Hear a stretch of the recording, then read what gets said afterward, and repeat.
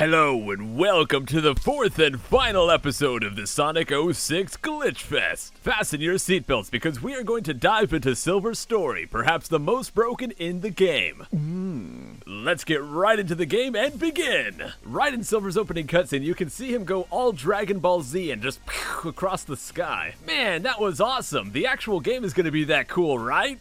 Oh.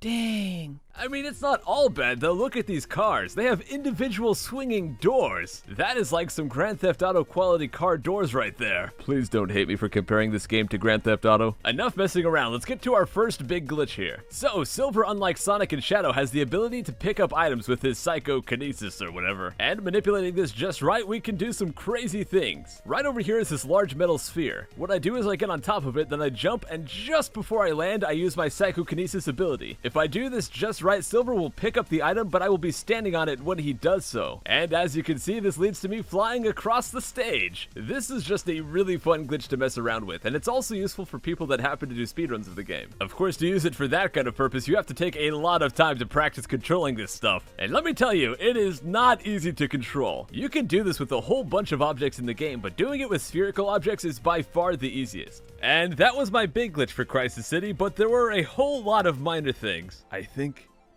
it's time for a montage! And don't mind me, just jumping at a wall over here. Sometimes I wonder how simple jumping can cause so many issues, just casually standing on the side of a car. As I'm sure you've come to expect from the last few episodes, crates are still wonky as heck.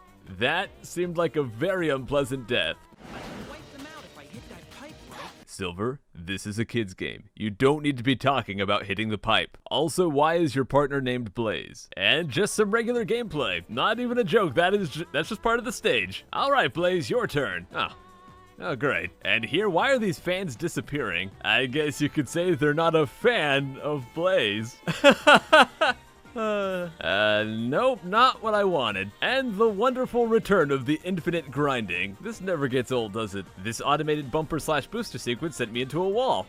And I guess that is all the issues I found with Crisis City. Oh, we finally did it. We made it out of Crisis City. Kind of. Not really. We still have to fight a boss, actually. Oh, hey. Oh, he looks friendly. Here I was trying to glitch fly on the various bits of rubble, and while I did get some brief flies at times, it never really led to any great results. Also, call it nitpicking, but the whole part where he repeatedly dropped skyscrapers on my head was a tad distracting. You can see I've been trying this for a whole 5.5 minutes, and that is about as far as my attention span goes, so let's move on. Okay, he's dead. Alright, on to the next stage, Tropical Jungle. The heck is this turtle doing? Can we just call these turtles a glitch? Well, that's a thing that actually just happened. I boosted into a checkpoint and proceeded to stand on it. That is wonderful. And it turns out that inch-deep water still kills you. There was not a whole lot in Tropical Jungle, but at the end of the stage here, I got hit just before going to the goal ring, and I continued to flash in the results screen. Let's just keep moving along, on to Dusty Desert. Now here is one thing very cool about Silver. If you take an item like a box, or in this case a pot, and you set it right next to a door, you can stand on top of it and lift it up, and sometimes it will let you clip right through the door. This can lead to some very handy situations and some bizarre results as well, and I'll be showing those off.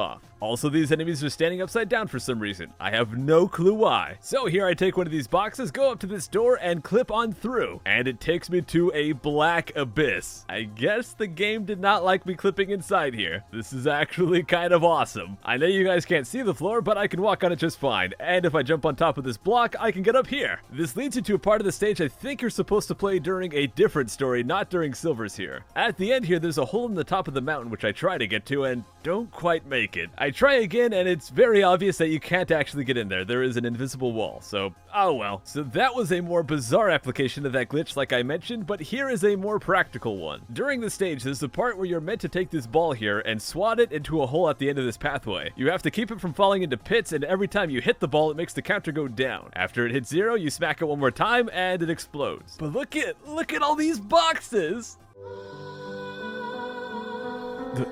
They're dead. They're all dead.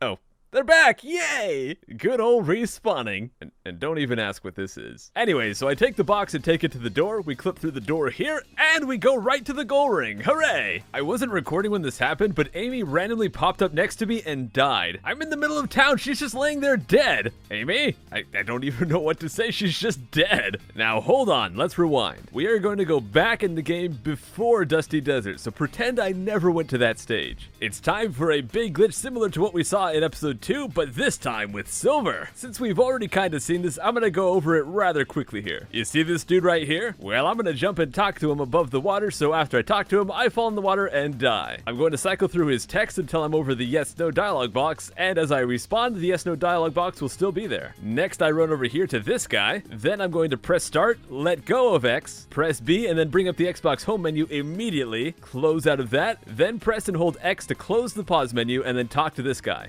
Then I will cycle through his dialogue with B, and select his mission when I get the opportunity. After entering the mission, I will then hit the yes/no dialog box that's been floating around and enter that mission as well. Now, during this loading screen, I am holding down the start button, so at the very first possible moment, the game will pause and I can quit the mission. And if we've done everything right, we will get brought to this area and we will just fall into an abyss. We will keep falling for a while, for about 25 seconds, but after we die, it brings us right to the credits of the game. So there you go, guys. We have now beaten Silver's story. Take that, game. Yeah, all the stuff in Dusty Desert was completely optional. I just wanted to show that off because I thought there were some interesting glitches there. But guys, that is it. I am finally putting Sonic 06 to rest. I've done a Let's Play, I've done 4 episodes of Glitchfest, and I have played this game way too much. In the next video will be the first episode of a brand new show I'm making, so check back for that. Thanks for watching.